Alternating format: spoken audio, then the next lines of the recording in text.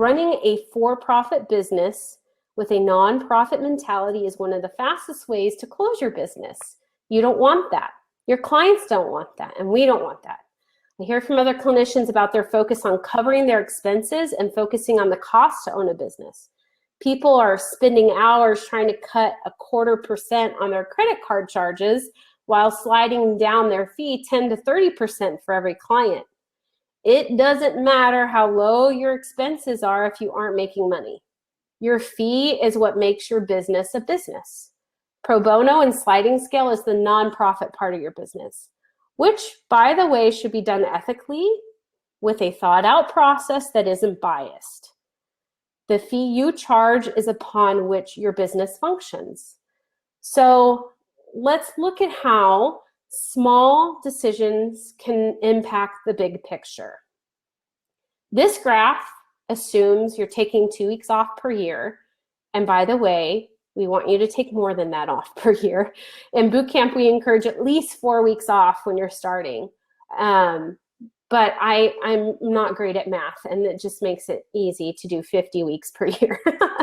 So essentially, if you saw 20 clients per week, every $10 difference in your fee equals a $10,000 loss in income. Think about that. You say, oh, my fee is $130. But when you look at the big picture, on average, you're at like $100 per hour because you've slid all over the place for people. That's a $30,000 impact.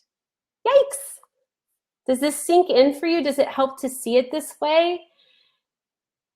The decision to slide, to not hold to what you need, not only impacts the business, but impacts your ability to be present for your clients and the demands of your personal life. It adds up. So let's take you through that step-by-step process of setting your fee. Hopefully you still have that pen and paper out. And maybe even take a nice deep breath as you start thinking about, as everyone's looking at the annual income lost in red and what it's doing. So step 1, identify how many clients you can realistically see in a week. And that means that from the first client to the last, you bring the same enthusiasm and energy. No room for burnout, not what others think you should do, but what's right for you. You get to decide because this is your business and your outcomes. Yeah, write that number down. Some of you will feel 10 is great. Others will feel 25 or 30 is a sweet spot. Although 30, I don't know. You must have a really simplified life. Again, this is looking at your life situation and what's right for you. You can't build a business comparing yourself to others. You build a business based on knowing yourself and embracing your needs. So, step 1, how many sessions do you want per week? Step 2, decide how many weeks off you want per year. Everyone's different in this area. Some people want to travel on 4-day weekends, take many short periods off. Others of you may need to take a full month off.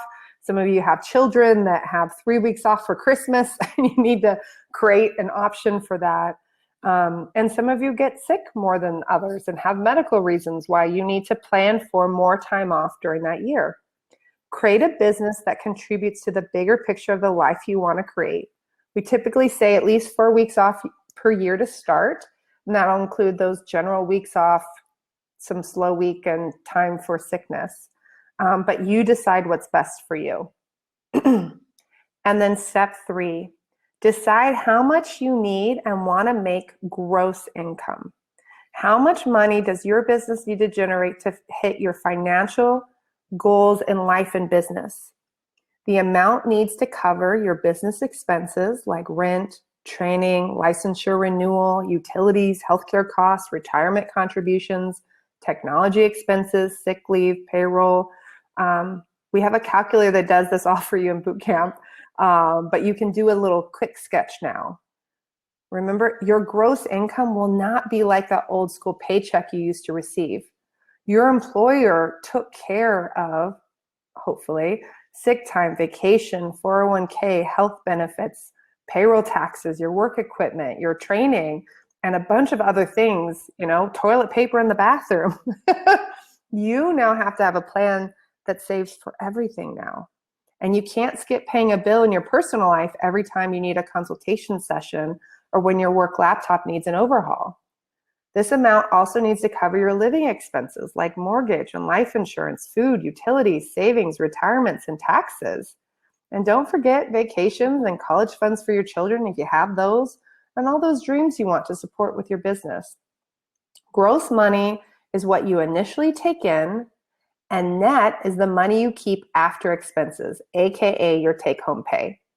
The lower your gross, the higher your percentage of expenses will be. Talk to a CPA. You need one if you own a business, but a common recommendation is to plan for 30% of what you make going to expenses, and taxes can be roughly 20 to 30% as well, depending on where you live. So what does that amount come up to? It can be shocking to realize what it takes to run a business and support your life. Are you afraid to say it? It's normal. We aren't used to speaking out loud what we want and need when it comes to money, but that's holding you back. How can you plan your business, pick your fee if you don't know what you really need? And just because other people say you can't make that amount of income doesn't mean it's true. Don't let other people define your goals and needs. We recommend people determining what they want, and you might discover that you can work less, or you might discover you'll need other streams of income to get to your goal. But first, let's just look at what you can do with that one-to-one. So now you're going to plug into the formula. You're going to take that gross income, that giant number, divide it by how many work weeks you're working per year. That tells you how much per week you need to bring in. Divide that number by the number of clients you can see per week, and that's your fee. For example, you need to make $100,000 gross per year to take home what you really need, working 50 hours per week, seeing 20 clients per week. That comes out to $100 an hour. So here are a few quick examples of what the math looks like. You can see how each of these factors all impact the fee, right, that you decide to charge. Notice we didn't suggest doing a fee based on what others are doing in your area. Even if you're in a poor area, a rural area, all of those things. It's based on your needs and your vision for your life. Because if you aren't happy with your income, you have the power to change it, but something has to give. Either you have to see more clients, raise your fee, or add other services. Doing the same thing will produce the same result.